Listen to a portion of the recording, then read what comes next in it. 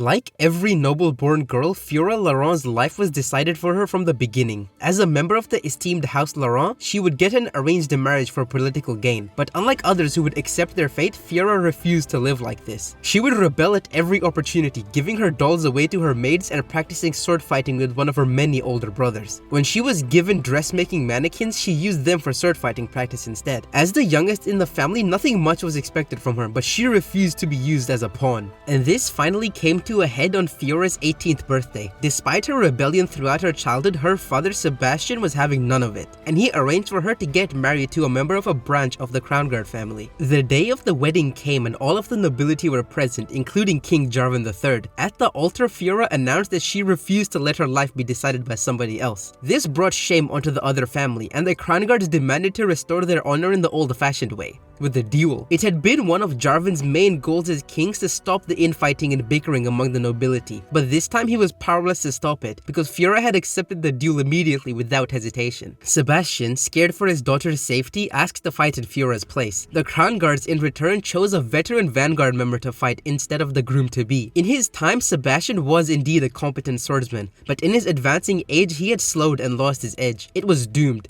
The Laurent family name would be ruined and Fiora would be exiled, so Sebastian did the only thing he could think of to ensure his victory in the coming duel. The deal was scheduled for the day after, and during the night, Sebastian tried to smuggle a poison into his opponent's food. It was nothing lethal, just something to slow his reflexes and give him the advantage he needed to survive. But Sebastian was caught red-handed, and the Laurent name was stained twice in one day. He was sentenced to death, to be hanged and humiliated like a common criminal because of his dishonorable actions. The night before his execution, Fiora approached him in his cell and spoke to him, and what they spoke about only they know. The day of the execution came, and Fiora knelt in front of the king and held up her sword. She herself would take on her father in a duel to restore the name of the Laurent family. With the king's blessing, she would take his place as the leader of House Laurent and restore their honor. Jarvan III agreed, and Fiora and Sebastian dueled. Despite his age, Sebastian was still a fine swordsman, and the duel between the two was legendary. But Fiora was in an entirely different league. She wore him down, and eventually, she tearfully buried her sword in his chest, killing her father. Yeah, you better get used to hearing a lot of that.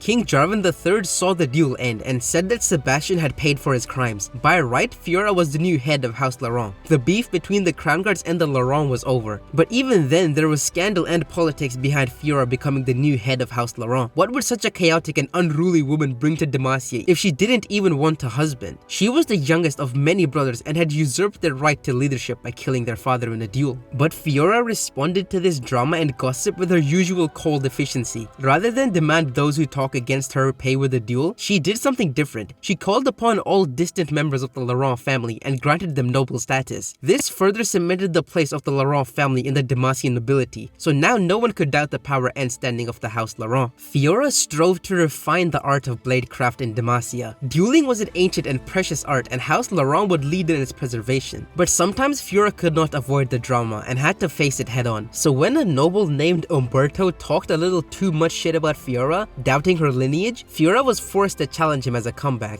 Umberto was arrogant and underestimated Fiora. The duel took place at the Hall of Blades, and all manner of people had come to watch the duel. Fiora knew before the duel even began that the man was going to die. They performed the pre-ritual of the duel. Fiora mused that these rituals were an illusion used by people to maintain some sort of nobility in the act of killing another human being. But all the circling and fancy hand movements couldn't hide the fact that she was about to murder the man standing in front of her. It was because she knew how unchanging the rules were that she spoke to her opponent. She offered him a chance to live. She asked him to cut off his own ear and survive, or take the duel and die. The man, fully expecting to win, called her mad. Fiora told him that there was no shame in yielding. She gave him one more opportunity to surrender, saying, "All here know my skill with the blade, so choose to live and wear your wound as a badge of honor, or choose death and be food for the crows by morning." This made her opponent angry and emotional, and Fiora knew that the second someone became emotional in a duel, they had already lost. The man lunged forward, but Fiora had already read him like a book. She swept her sword up and then down diagonally across Umberto's throat. Everybody watching gasped at the shocking suddenness of the man's death. The man fell to his knees, grabbing his throat as blood pumped out, and soon died of blood loss. Fiora walked away, and her brother asked how many that was.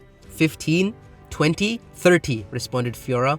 "They all look the same to me now," she said. "There will be more," her brother responded. "So be it. But every death restores our family's honor. Every death brings us closer to redemption, said Fiora. Redemption for who? But Fiora never responded.